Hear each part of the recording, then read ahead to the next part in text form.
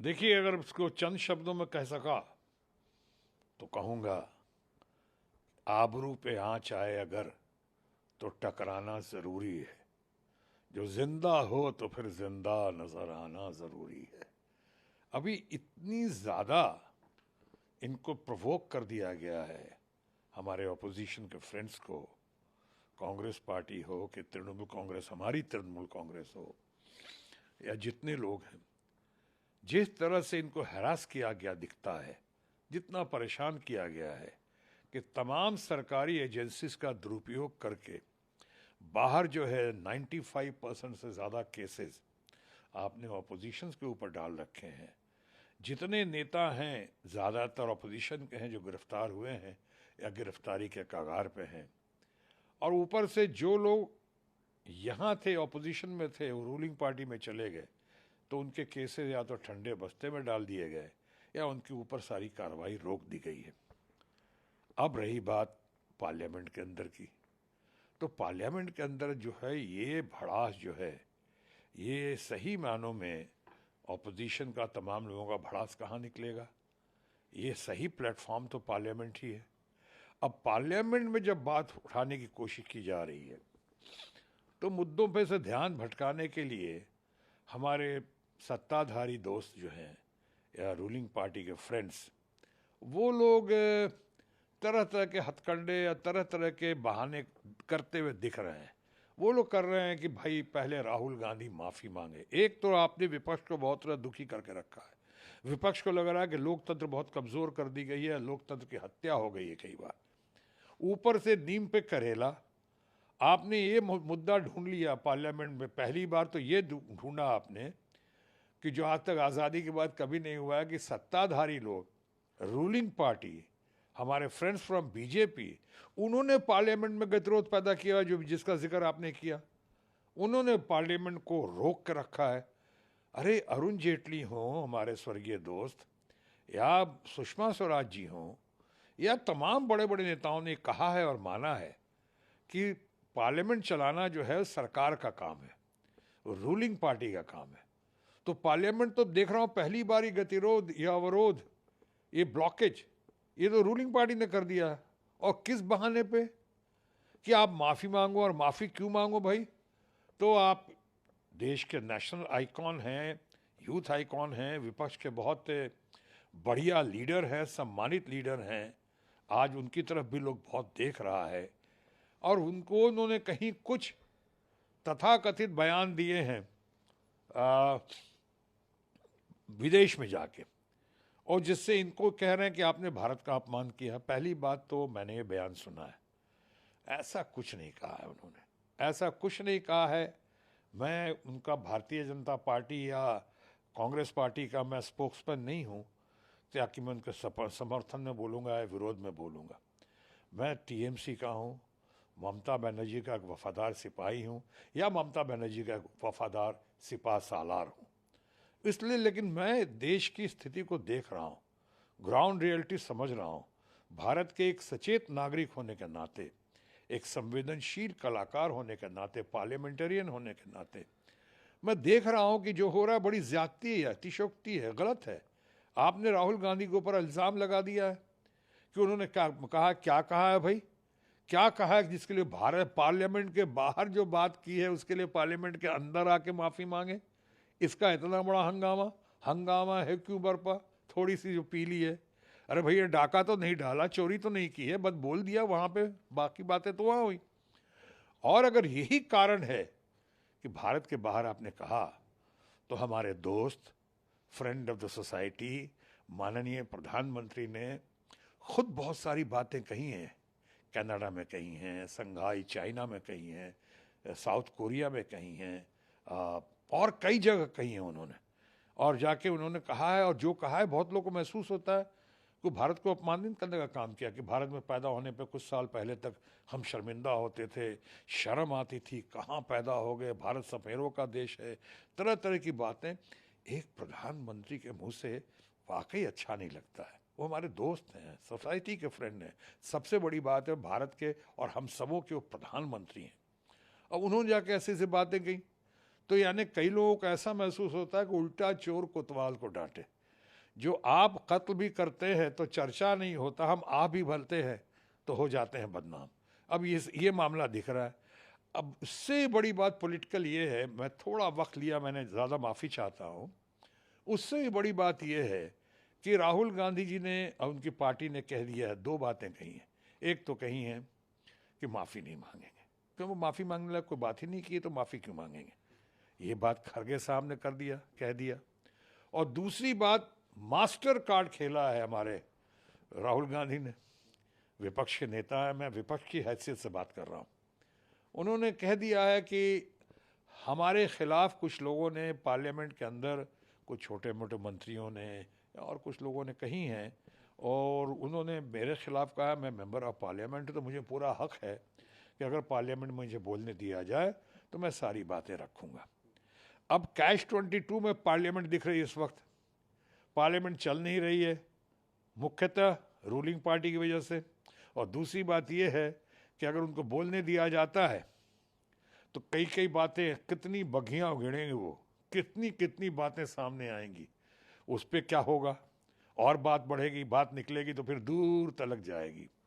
और दूसरी बात, नहीं बोलने दिया जाता है तो जो वो कह रहे हैं या विपक्ष के बहुत सारे लोग कह रहे हैं कि लोकतंत्र की हत्या हो रही है, हमें बोलने नहीं दिया जाता है, इन बातों को अब साबित कर देंगे, सार्थक हो जाएगी। तो अब पार्लियामेंट चले तो कैसे चले?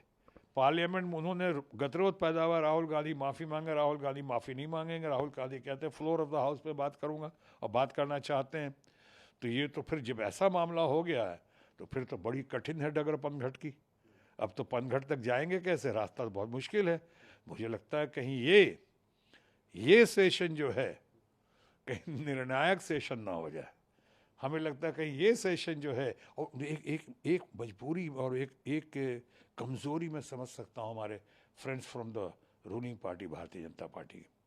9 स्टेट्स के इलेक्शन है, 3 के तो हो चुके, और 3 के हो गए तो ऐसा प्रचार मंत्री बन के कई लोगों ने ट्रोल मंत्रालय से या ट्रोल से या प्रचार से प्रचार मंत्री बन के ऐसा हल्ला किया कि बड़ा तीर मार दिया जी, तीनों स्टेट्स में 2 और 3 सीटें लाए हैं। बाकी प्रॉक्सी राइडिंग हो रही है, धन शक्ति का दुरुपयोग करता हुआ देखा है लोगों ने। उसके वजह से आप कह रहे हैं कि हमने बड़ा कमाल कर दिया। क्या किया? आपसे ज़्यादा सीटें तो हमारी टीएमसी लेकर आई है, और लेकर आना चाहिए था, लेकिन 5 सीटें लेकर आई।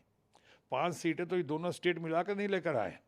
हमारे मित्र जो हैं, हम दो और हमारे दो की टीम जो है, वो तो 5 सीट मिला कर नहीं ले पाया है, जो तृणमूल कांग्रेस एक ही जगह लेके आई है, और आना चाहिए था। तो बात ये हो रही है भाई, मैं अपनी बात कंक्लूड कर रहा हूँ कि जो मैंने कहा कि 9 स्टेट में 3 स्टेट्स में हो गए, बहुत अच्छा रिजल्ट नहीं आया, करीब करीब 0 रिजल्ट आया रूलिंग पार्टी के लिए, करीब करीब। और बाकी 6 स्टेट्स में आपने भी जिक्र किया था जेपीसी की मांग, वो मान नहीं रहे। अरे उनकी मजबूरी समझ सकता हूँ मैं, मानेंगे तो फिर क्या होगा? अभी राजस्थान का चुनाव बाकी है, मध्य प्रदेश का चुनाव बाकी है, अभी हरियाणा का चुनाव होना है, अभी सबसे महत्वपूर्ण कर्नाटका का चुनाव होना है, और सब जगह परखच्चे उड़ते हुए दिख रहे हैं। सब जगह कोई अच्छा रिजल्ट नहीं दिखाई पड़ रहा है। और ऐसे 1 मिनट में ख़त्म ही कर रहा हूँ, नहीं दिख रहा है। तो इनको लगता है अगर जेपीसी मान गए तो जेपीसी में जो बातें निकलेंगी ना, नतीजा निकले या ना निकले, जो रोज़ रोज़ बातें निकलेंगी, जो फाइलें देखी जाएंगी, तो और बहुत सारी बातें जो नहीं आई हैं सामने, वो भी सामने आ जाएंगी। और इसका खामियाजा बाकी चुनाव में और भुगतना पड़ेगा रूलिंग पार्टी को, सत्ताधारियों को, और उनको झेलना पड़ेगा इसका हर्जाना, इसका नुकसान जिसका आपने जिक्र किया, राजनीतिक नुकसान और बहुत उठाना पड़ सकता है। इसलिए नहीं चाहते, मुझे लगता है कई बार रूलिंग पार्टी खुद चाहती है या नहीं चाहती है कि ये सेशन चले, कि इसमें तो ये है कि अगर चलने देते हैं तो बातें बहुत निकलेंगी। मैं एक बात और कह दूँ अपनी बात ख़त्म करने से पहले, कि मैं अडानी के बारे में इतनी बात होती है, मैं उनको दोषी नहीं मानता हूँ, लेकिन मैं उनको निर्दोष भी नहीं कह सकता हूँ जब तक कि कुछ बातें सामने ना आए कि जो आपको 609 नंबर पे थे 2014 में अमीरी की सूची में, आज अचानक तीसरे, चौथे, दूसरे, पहले नंबर पे कैसे आ गए? एक ही आदमी, चाहे एक्सपर्टाइज हो या ना हो, पूरी जानकारी हो या पूरा तजुर्बा हो या ना हो, उन्हीं के अधीन सारा मामला कैसे आ गया। पावर सेक्टर हो, डिफेंस का मामला हो, आपके रिन्यूएबल एनर्जी का मामला हो, आपके पोर्ट्स हों, एयरपोर्ट्स हों, रियल एस्टेट हों, इंफ्रास्ट्रक्चर का मामला हो, विदेशों से इतने फ़ायदे की बात हो, शेल कंपनीज का मामला हो। मैं नहीं कह रहा हूँ कि सब है, लेकिन जनता को, पार्लियामेंट को, अपोजिशन को जानने का पूरा अधिकार है कि भाई सच क्या है। तो सच जानने में आप दूसरों पे गिरफ्तारी करवाते हैं, सब कहते हैं सांच को आँच क्या। जितने लोगों को अपोजिशन को 95% से ज़्यादा आपने अपोजिशन को गिरफ्तार करवाया, अपोजिशन को परेशान किया, अपोजिशन को अरेस्ट किया है, उनको हैरेस किया है। तो चलो अगर एक जगह और भी जांच हो जाती है, अब तो इनको लोकतांत्रिक तरीके से इनको अपोजिशन को अपने मार्च करने से भी रोक दिया।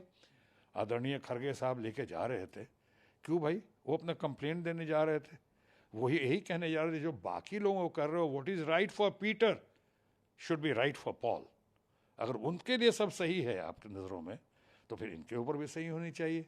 जांच पड़ताल होने दो, और अगर लगता है कि सब कुछ ठीक है, अबव बोर्ड है, तो कोई बात नहीं। सर, आपने अभी कहा कि जिस तरह से सत्र नहीं चल, क्या मतलब है, क्या निर्णायक से आपका क्या मतलब है? निर्णायक हम ये नहीं कह रहे कि फिलहाल ये, क्योंकि लोग चाह रहे हैं कि किसी तरह से अब इसके बाद संसद ना चले चुनाव से पहले, बहाने ढूंढे। कई बार आपने देखा है जब सूट करता है तो इलेक्शन होता है, इनके लोगों को कैंपेनिंग, क्योंकि धन शक्ति के साथ साथ हमारे दोस्तों को, बहुत सारे नेताओं को, सबको चपरासी से लेके एमपी से लेके मंत्री से लेके गली गली में प्रचार के लिए भेजे जाते हैं। इतना पैसा, हेलीकॉप्टर, हवाई जहाज, ये वो सबकी पूरी तैयारी करनी पड़ती है। इस बार ख़तरा बहुत है। 2024 के संदर्भ में, चुनाव के संदर्भ में बहुत ख़तरा दिख रहा है इनको। तो ये चाहेंगे कि किसी बहाने अपोजिशन पे, देखिए माफ़ी नहीं मांगी ना, तो इसका बाद करके वो चलें आगे। तो निर्णायक ये हो कि जब तक इलेक्शन के रिजल्ट ना आ जाए, और एक बार इलेक्शन के रिजल्ट अगर आ जाते हैं और जो अपोजिशन और भारत की जनता के मन माफिक आ जाते हैं, तो फिर बात ही कुछ और है। तो इसलिए निर्णायक हो सकता है कि हो सकता है वो बहाना ढूंढ रहे हो, जाना था मुझसे दूर, बहाने बना लिए। वो बहाने ढूंढ रहे हैं कि किसी तरह से इस बार ना चले संसद, ताकि हम अपनी एग्जिट रूट, तो मिल नहीं रहा उनको, अभी यही एग्जिट रूट मिल रहा है इनको, राहुल गांधी माफ़ी मांगो, राहुल गांधी माफ़ी मांगो, जो मुझे संभव नहीं दिख रहा है, जिसकी कोई संभावना नहीं है।